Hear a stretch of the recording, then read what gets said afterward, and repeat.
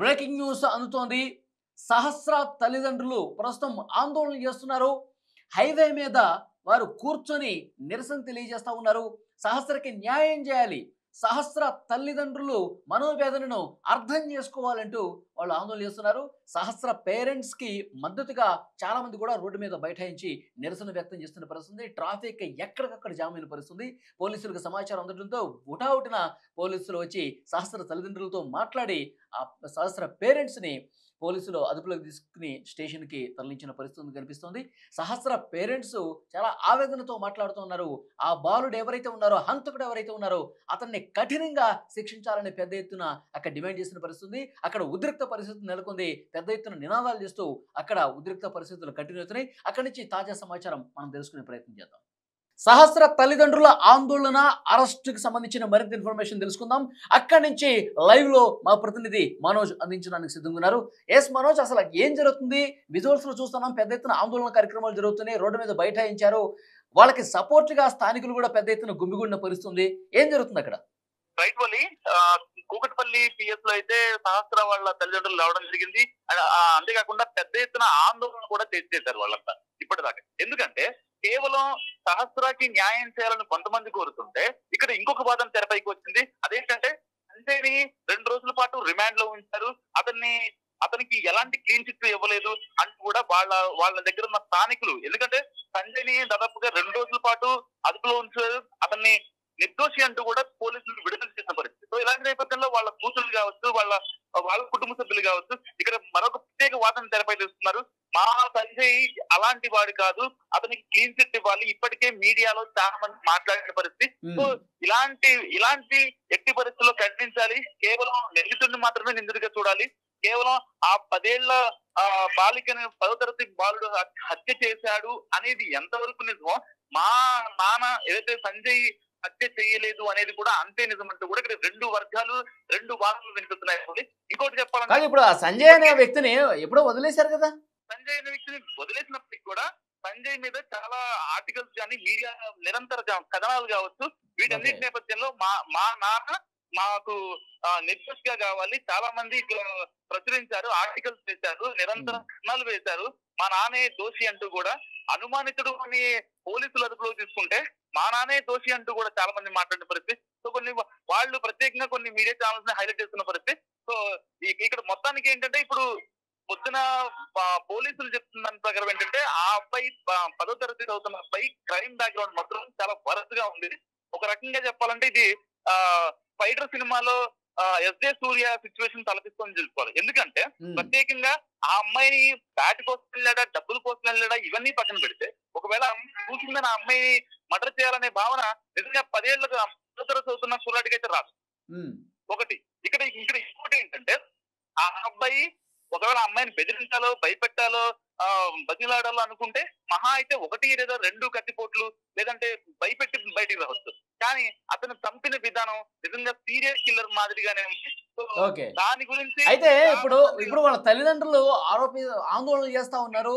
అక్కడ ముంబై హైవే మీద బైఠాయించి వాళ్ళందరూ నిరసన చేస్తున్నారు. ఎర్రగడ్డ వరకు ట్రాఫిక్ భారీగా జామ్ అయిపోయింది. ఈ నేపథ్యంలోనే తల్లిదండ్రులు అదుపులోకి తీసుకున్నట్టుగా ఇన్ఫర్మేషన్ వస్తుంది. వాళ్ళు ఒకటే చెప్తున్నారు, ప్రాణానికి ప్రాణం కావాల్సిందే, మా అమ్మాయిని చంపాడు, వాడిని మాకు అప్పగించండి అంటున్నారు. దీని మీద పోలీసులు ఏమంటున్నారు? దీని గురించి ప్రత్యేకంగా పోలీసులు, ఎందుకంటే ఇది కేసు జరుగుతుంది, దీని వెనకాల పొలిటికల్ గా కూడా పొలిటికల్ రంగులు ముక్కుద్ది సహస్ర కేసు విషయంలో.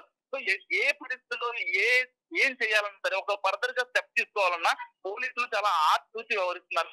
ఇప్పటికే మీరు అన్నట్టు ఆ ట్రాఫిక్ విషయంలో కానీ దీనిపైన కొంచెం పోలీసులు అసంతృప్తిగా ఉన్నారు. ఎందుకు ఆల్రెడీ మనం నిందితుడిని అదుపులో తీసుకున్నాం, విచారిస్తున్నాం, ఇంకేమన్నా లోతుగా దర్యాప్తు చేస్తే మాకు టైం కావాలంటూ కూడా పోలీసులు మాట్లాడుతున్న పరిస్థితి. సో ఇలాంటి నేపథ్యంలోనే ఇటు తల్లిదండ్రులు కావచ్చు, మాకు ఆ సహస్రాన్ని ఎలా అయితే చంపారో ఆ అబ్బాయిని కూడా అలాగే చంపాలంటూ కూడా చాలా మంది పెద్ద ఎత్తున ఆందోళన చేసిన పరిస్థితి పడ్డదాకా. సో ఇప్పటికే ఈ కేసుపై సహస్రాకి న్యాయం జరగాలని అంటూ కూడా మాట్లాడుతూ కేఏ పాల్ కూడా వచ్చి కూకట్పల్లి సిఐతో మాట్లాడుతున్న పరిస్థితి. మరి కూకట్పల్లి ఇప్పుడు పోలీసులు కొద్దిసేపటి క్రితమే మనోజ్ ప్రెస్ మీట్ పెట్టారు. అతడు నిందితుడు ఏ విధంగా ఇంట్లోకి వచ్చాడు, ఎలా హత్య చేశాడు, మొత్తం కూడా మీడియాకు వివరించారు. అయితే అతన్ని అనుమానితుడుగా అసలు ఎప్పుడు చూడలేదంటే పోలీసులు ఈ 3-4 రోజుల్లో అతని మీద ఏమాత్రం అనుమానం రాకుండా అతను బిహేవ్ చేశాడు, నటించాడు అని కూడా పోలీసులు చెప్తున్నారు. మాకే చాలా సందర్భాల్లో చెప్పాడు, డాడీ డాడీ అని చెప్పి అరుపులు వచ్చినాయి, అది నేను విన్నాను సార్ అని చెప్పి పోలీసులతో మాట్లాడంట కదా. అవును. అయితే పర్టికులర్ గా మీరు చెప్పినట్లే ఆ అబ్బాయి ఎప్పుడైతే ఆ అమ్మాయిని చంపాడో సందులో కలిసిపోయాడు. ఎవరికి నా మీద అనుమానం రాదు. నేను ఒక ఇన్నోసెంట్ క్రైమ్ థ్రిల్లర్ మూవీకి మాత్రమే చూస్తా, సిరీస్ మాత్రమే చూస్తాను. నా ఫోన్ ఎవరికి దగ్గర యాక్సెస్ లేదు. సో నా గూగుల్ క్రోమ్ హిస్టరీ కావచ్చు, ఎవరు యాక్సెస్ చేయడానికి సిచ్యువేషన్ లేదు. సో ఇలాంటి నేపథ్యంలో ఆ అబ్బాయి చాలా టాక్టిక్ గా, చాలా నాగ్ గా వ్యవహరించాడు. ఎప్పుడైతే ఆ సోమవారం మధ్యాహ్నం ఈ హత్య జరిగిందో, హత్య జరిగిన సాయంత్రమే ఆ అబ్బాయి జనజీవన సంస్థలో కలిసిపోయాడు.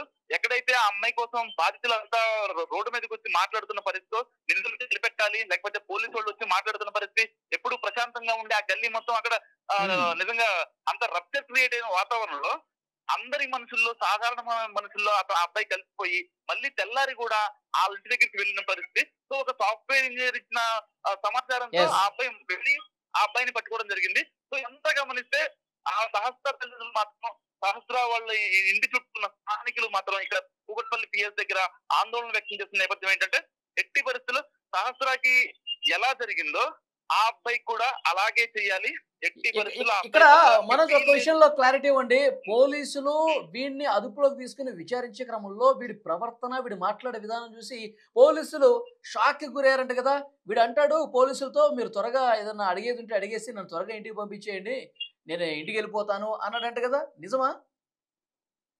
ఎగ్జాక్ట్లీ పోలీసు విచారణలో ఈ పదో తరగతి బాలుడు చాలా వియర్డ్ గా, అంటే వీడికి మనిషిని చంపితే, మనోజ్ మనిషిని చంపితే పోలీసులు నన్ను పట్టుకుంటారు, అరెస్ట్ చేస్తారు, నేను జైలుకి పోతాను అంటే ఈ సెన్స్ కూడా వాడికి లేదా?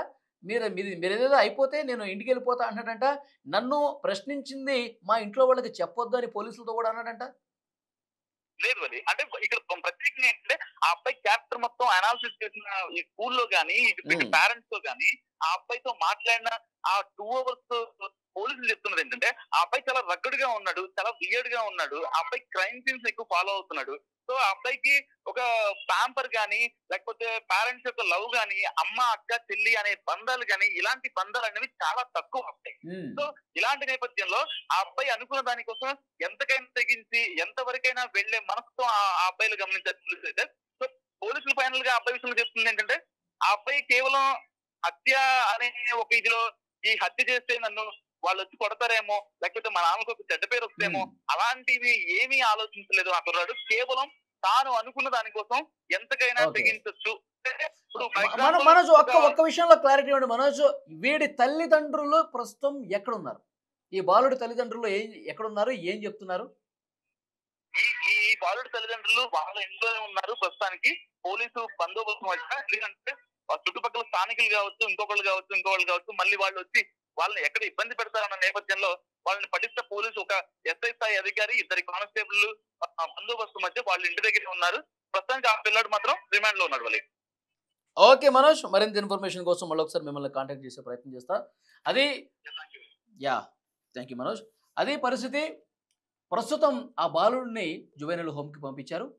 తర్వాత సహస్ర తల్లిదండ్రులు కూడా పోలీసులు అదుపులోకి తీసుకున్నారు. ఎందుకంటే రోడ్డు మీద బైఠాయించడం, నిరసన తెలపడం, భారీగా ట్రాఫిక్ జామ్ అయిన నేపథ్యంలో చట్ట ప్రకారం మేము ముందుకెళ్తున్నాం, చట్టాన్ని దయచేసి మీరు కూడా చేతుల్లోకి తీసుకోవద్దు, వారికి కఠినంగానే శిక్ష విధిస్తాం, చట్ట ప్రకారం ఏది జరగాలో జరుగుతుంది, మీరు శాంతించండి అని చెప్పి ఆ తల్లిదండ్రులు కూడా ప్రస్తుతం పోలీసులు అదుపులోకి తీసుకున్న ఇన్ఫర్మేషన్ వస్తుంది.